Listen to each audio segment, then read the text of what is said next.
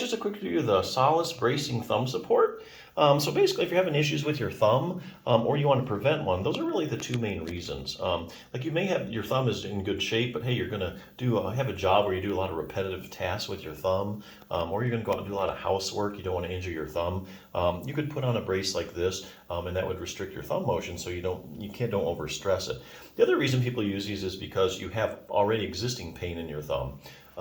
From some kind of injury, or let's say you just have thumb arthritis, especially like base of the thumb arthritis is real common when it comes to the hand. So either one of those are good situations to use these braces in. So there's a whole bunch of these on the internet to choose from. I'm going to go over a few of the features I like about this one the best, just to give you a few points.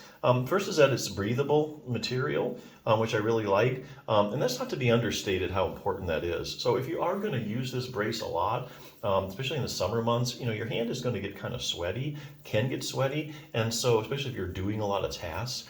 And so the brace material has a tendency to pick up the sweat, and so after a while it can start to smell and stink, and then you got to worry about washing the thing, and then when you wash it, it ends up, if there's any kind of elastic fibers, those don't do so well, if you dry them, that kind of thing. So best to start out with a highly breathable fabric. So that's one thing I really like. And speaking of washing, this is hand wash only. So you can't really throw it in the washer with the rest of your clothes, things like that. So just keep that in mind too. And lastly, the big feature I like of these is that it comes in 5 cool colors, which also is not to be understated because, if you got to wear a brace, hey, you might as well look cool, right? So here again, a lot of braces are just in like, kind of this drab tan, or maybe they're just black. These have a few little interesting colors, so, just kind of a little fashion. Turn your brace into a fashion accessory. If you got to wear one, you might as well look good. So anyway, those are just a few of the features I like about that. So if you are in the market for something to immobilize your thumb, that's a good treatment for thumb pain or to prevent it. Now, if you're having a lot of issues with your thumb, there actually are a lot of other things you can do for your thumb to help it out besides a brace. I'll go over just a few things that you can do. I'm getting these from the Healthy Thumb Handbook. Not too many thumb books out there. I just know of a couple, and this is, I think, one of the better ones. So the first thing is relaxing your thumb muscles. They go over. So if you have pain in your thumb, 2 major sources. It could be from the joint, like if you have joint arthritis. But a lot of times when you have arthritis, there's something going on in the joint, the muscles react to that, and then the muscles become irritable. So not only do you have joint pain, but you also have a muscular component of the pain.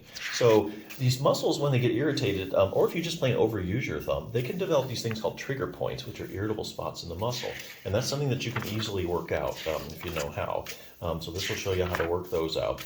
Now, if you do have base of the thumb arthritis, another thing I want to bring up is, well, or not, your web space could start getting really tight. So you want to make sure that you stretch your web space out regularly so you have good thumb mobility. The other thing is taking pressure off the thumb joints. A lot of people don't know this, but there's a simple distraction technique you can use. Distraction is where you just kind of pull the bones apart, a matter of millimeters. Kind of like you think of those inversion tables where you hang upside down by your feet. Basically, when you're upside down, gravity's pulling. It's also taking pressure off the disc, but it's also the little facet joints, the little joints that connect your vertebrae together.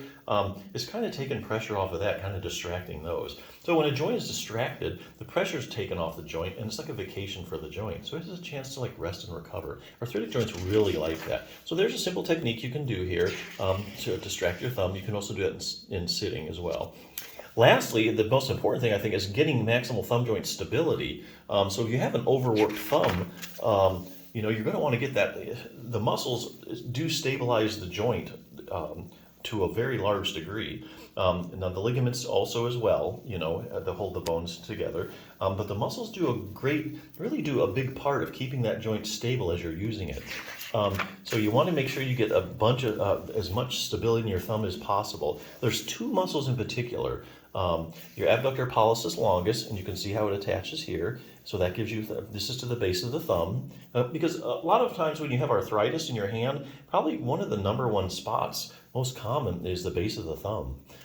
So here again, and the whole thing has to do with instability, because what happens is a lot of times it happens with females as they get older.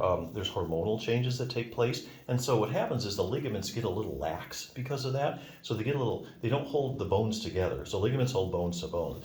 So the ligaments get a little lax, so you get this micro motion, this excessive motion in your thumb joint. That starts to wear down the articular cartilage. And then after that, you start getting more instability in the joint. And at the later stages, the ligaments can start to shred, and then the bone actually becomes subluxed or partially out of place. And that's why you've seen maybe some elderly people with their thumb out like this. That base of the thumb arthritis has gotten so bad, that joint is so unstable that it can't keep the bones in place as they use them. So this will help guard against that, abductor pollicis longus. And there's another one.